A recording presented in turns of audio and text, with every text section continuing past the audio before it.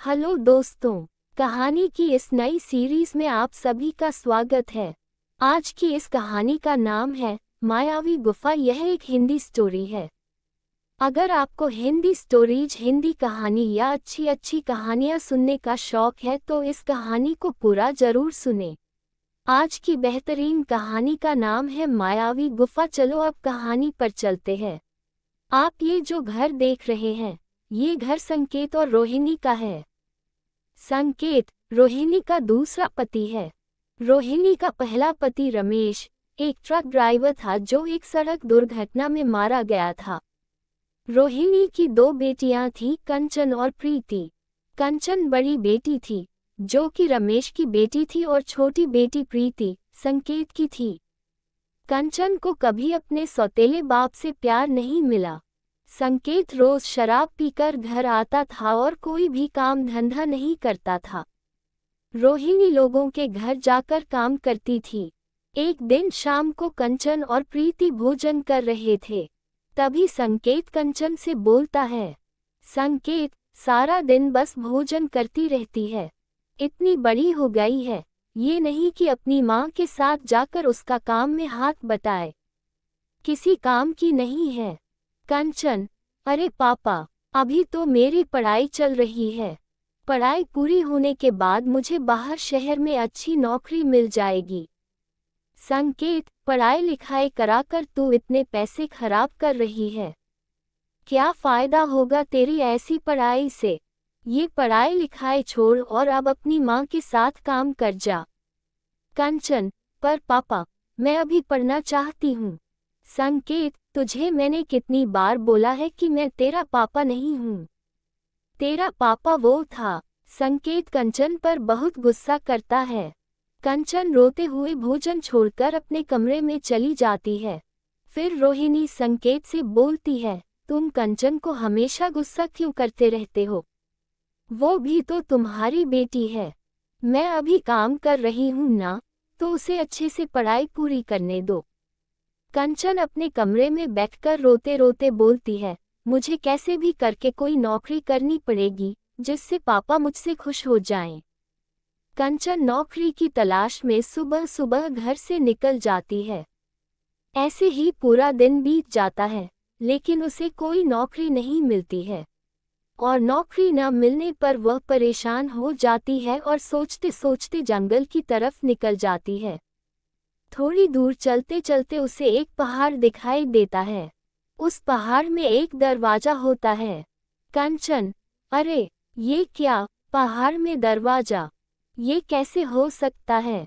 इसे देखना पड़ेगा कि आखिर दरवाजे में क्या है। कंचन पहाड़ के दरवाजे के पास जाती है और चारों तरफ देखती है, लेकिन उसे वहां गुफा के आसपास कोई भी नजर नहीं आता। फिर वो हिम्मत जुटाकर गुफा का दरवाजा खोलती है और अंदर चली जाती है। वो जैसे ही अंदर जाती है, गुफा का दरवाजा अपने आप बंद हो जाता है और वो बहुत डर जाती है।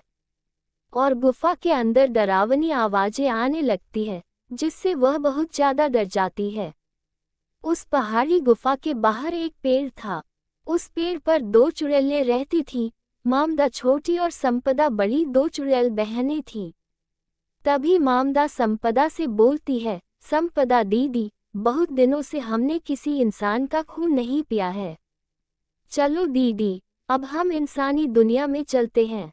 वहीं जाकर अपनी भूख मिटाएंगे और किसी बड़े इंसान को पकड़कर तोड़ मरोड़ कर खाएंगे। संपदा, मुझे इंसान अच्छा नहीं लगता और न नमकीन खून पीना।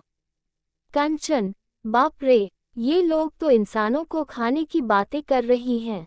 कंचन अंदर यह सब सुनकर डर रही थी और मामला बाहर इंसानों को खाने की बात कर रही थी। मामदा, चलो दीदी, नहीं तो हम अपनी पुरानी जगह घूमकर आते हैं। वहाँ पास में एक हरा भरा जंगल भी है। वहाँ ताज़ा ताज़ा बहुत सारे जानवर भी मिलेंगे, वहीं जाकर शिकार करेंगे। संपदा, हाँ, ये ठीक रहेगा।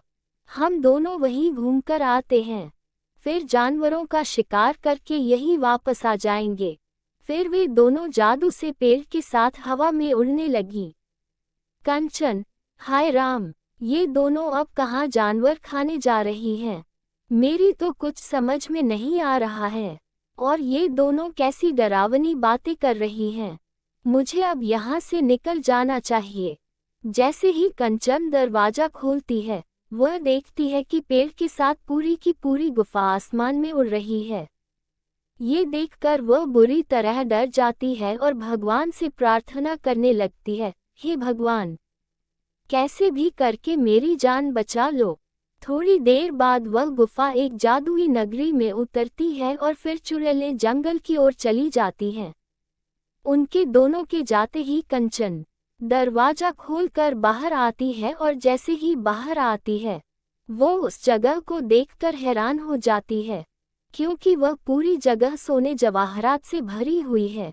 कंचन को ये देखकर बहुत खुशी होती है और वह सोचती है, अगर मैं यहाँ से थोड़ा सा सोना ले जाऊंगी तो इन चुड़ैलों की इस जादुई नगरी में कोई कमी नहीं होगी।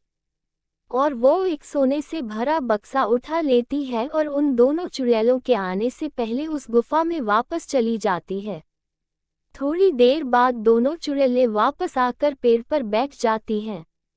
संपदा, आहा, आज बहुत दिनों बाद जानवरों का शिकार करके बहुत ज्यादा मजा आया। मामदा, चलो दीदी, वापस चलते हैं। फिर वे दोनों चुड़ैलें उसी पेड़ पर बैठकर गुफा के साथ वापस अपने जंगल चली जाती हैं और थोड़ी देर बाद दोनों चुड़ैलें वही पेड़ पर बैठी बैठी सो जाती हैं। उन दोनों को सोता देख कंचन धीरे से दरवाजा खोलकर उस सोने से भरे बक्से को लेकर जल्दी से भागकर अपने घर जाती है। घर के बाहर उसकी माँ उसकी राह देखती है कि तभी कंचन को डरा हुआ भागता आकर देख वो उससे पूछती है कि इतनी देर कैसे हो गई। फिर उसकी माँ उसे अंदर घर में ले जाती है और उसके हाथ में बक्से को देखकर उसकी माँ कंचन से उस बक्से के बारे में पूछती है। फिर कंचन अपनी माँ को विस्तार से सारी बातें बताती है। कंचन और रोहिणी की ये सब बातें संकेत चुपके से सुनता है। और अगले दिन रात को संकेत उसी जंगल के रास्ते से उसी पहाड़ी गुफा में चला जाता है और फिर उस दिन की ही तरह दोनों चुड़ैलों के जादू से वो गुफा और पेड़ उड़कर जादुई नगरी पहुंच जाते हैं। और संकेत उन दोनों के जाने के बाद दरवाजा खोलकर बाहर आता है। उन सब सोने जवाहरात को देखकर संकेत की आंखें खुली की खुली रह जाती हैं।